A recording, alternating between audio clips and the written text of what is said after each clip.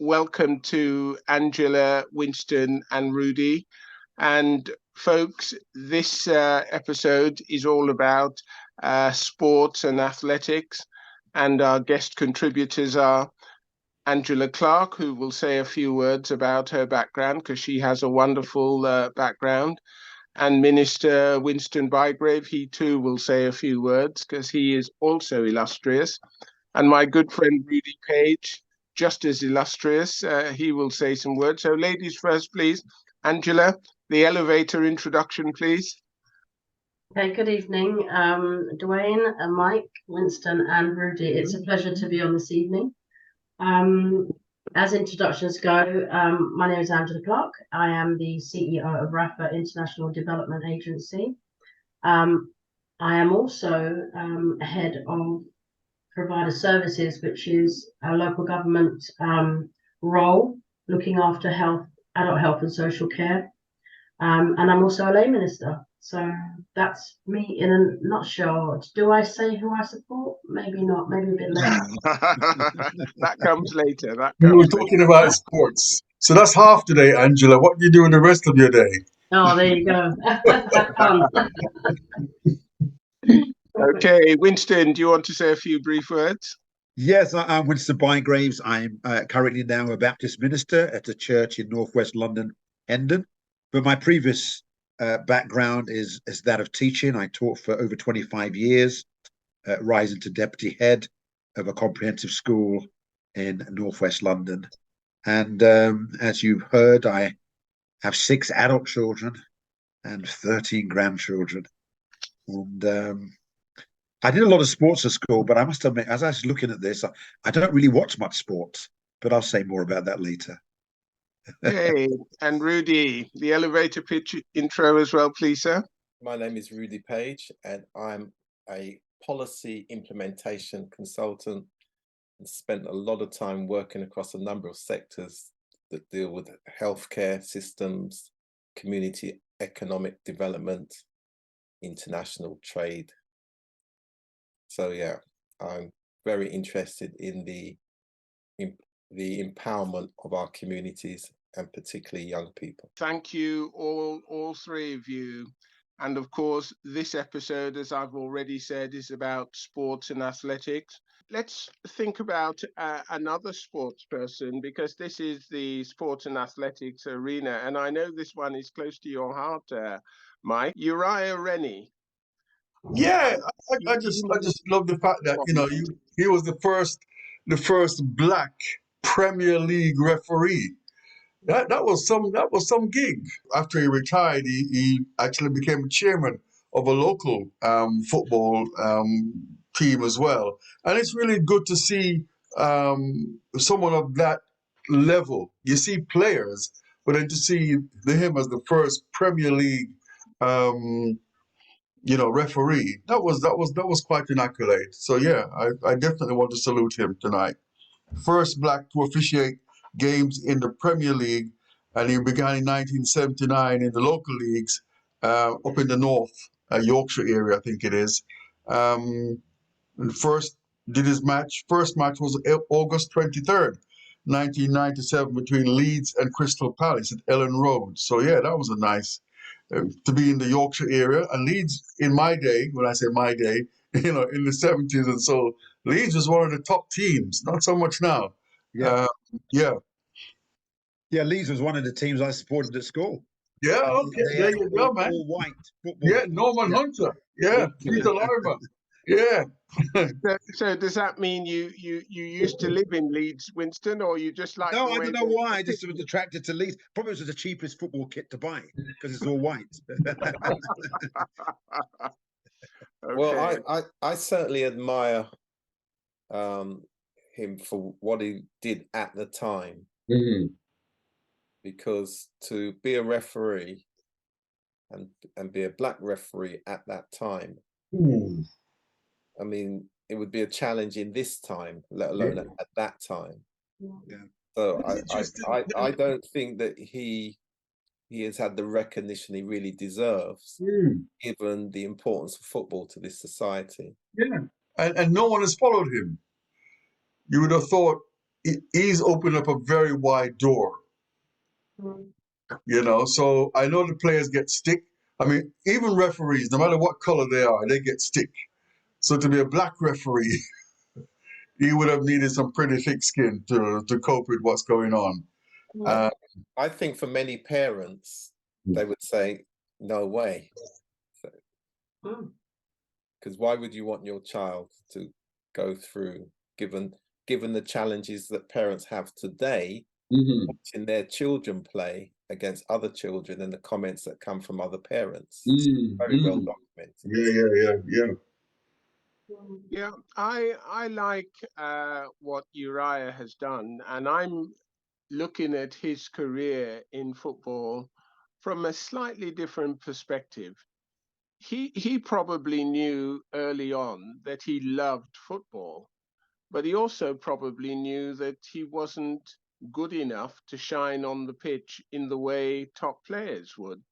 But that wasn't a good enough reason to walk away from the game he loved.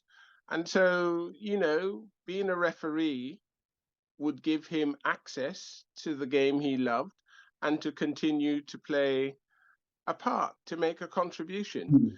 So I think he's to be, in my book anyway, to be admired, because if I go back to when I was much, much younger and I was a Boy Scout, there were lots of people who actually volunteered to look after the troops, to take the boys, you know, through their various activities, take them on camp and so on, because they actually like that sort of community contribution. They like the activity. And, you know, it was just something they liked to be a part of. And it feels like Uriah was doing that, but in the area of football. And he took it to the highest level. You know, he didn't just referee within the UK, he became a FIFA referee. He became a global referee and stayed with it for many, many years, only retiring in 2004. Yeah, because they have an age limit. I think it is 45 or something like that. Yeah.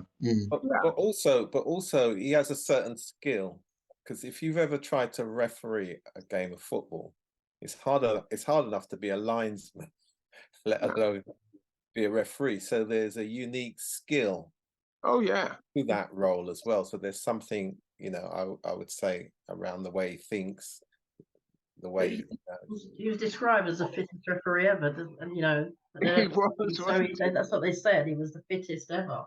Yeah. You know, nationally, you know, and on the world scene. That's so a good point. Yeah. Yeah.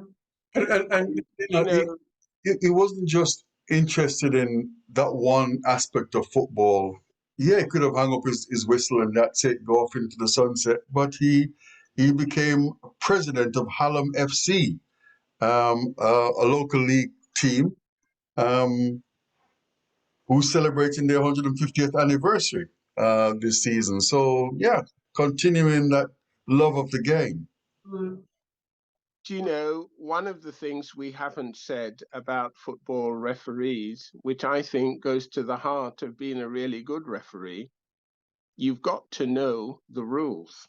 Yeah. And in the heat of the game, you've got to get your interpretation right. And for him to be a world-class referee, he would have been scrutinized to see that he was applying the rules properly and consistently. So for me, he may not have been, you know, if you like, the Ryan Gigg getting all the accolades of scoring goals and, you know, setting up goals and the like. But for the game to be respected, you need capable referees who can keep order and keep it fair. That's a good point, you know, Dwayne, because during the Africa Cup of Nations, I think it was this year's Cup of Nations, there were a number of referees, and the referees are predominantly black, and there were a number of them, and I think one of them actually stopped the game early twice. You know, so that doesn't bode very well. And so it was good to see them in the World Cup as well. And I think if he was around, he would have been in the World Cup in Qatar as well. I mean, we do suspect that for his time that he wasn't selected to the level that he had the capability of. Is very obvious because he was top quality. So you shouldn't forget that.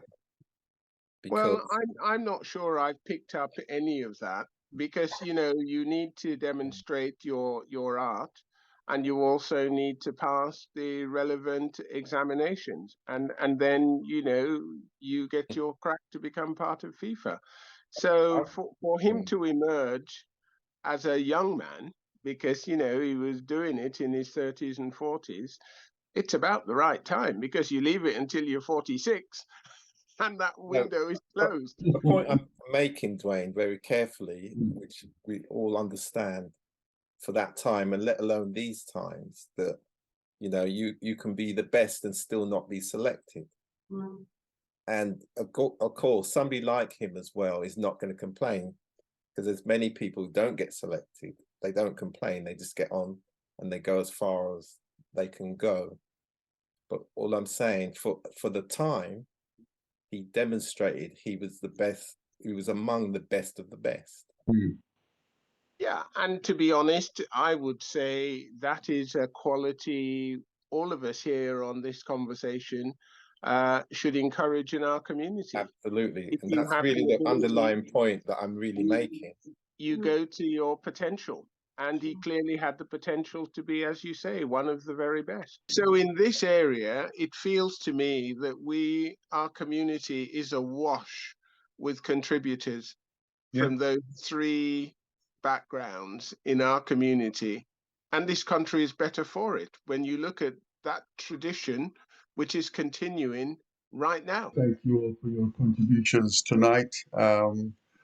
So we've got Rudy Page, passed away in Bygrave, Angela Clark. Okay, Angela, who's your team? Fortunately, we can't see the show. We're gonna cut you out of this program. Sorry. We don't know who. No, sorry. We're gonna cut you out of this program. Just so that everybody knows, Angela Clark supports Manchester United. I don't. I support Liverpool, and I always have. I just saw a red shirt. And I'll tell you why. I saw a red shirt. Yeah, but yeah, it's Liverpool. it's Liverpool. I knew that. That's why she's gonna go. And I'll tell you why. It's because Kevin Keegan had a fantastic afro when I was young, and I loved it. There you go. Wonderful. And I've remained faithful ever since. Wonderful. That's good. That's good. So, Winston, who are you supporting these days? Well, I live in Watford, so I automatically give my allegiance to Watford. Oh. That's good. That's good. Yeah, that's good. They were in the Premier League for a while. Yeah. That's good. I mean, when I first came to this country, it was those trio, George Best and Bobby Charlton, and who was the other one? Dennis Law. And so I've just kept going from there. So yeah. And who are you then now, Rudy? Are you a North London man, Tottenham? Well, even though I used to live in Finsbury Park, and I should literally 10 minutes walk from the old Highbury, I was just so impressed in 1968 of George Best. And that was it, Manchester United, because of George Best. Yeah. And what about you, Dwayne, sir? Well, I was going to be left field about this and say, well, I support Formula One because of Lewis Hamilton, but I think you're asking for a football team. Yes, Dwayne. Yes. So, Ian Wright is responsible for this. Yeah. When he moved to Arsenal, that's when my heart went to Arsenal. Grew up in school loving everything Manchester United were doing. And my mates would hate me for that because I say, look, they're the best team in the land. That's why I support them. But I've learned to keep it a bit more local. So Arsenal is the one, and you know, for good or ill. Yeah.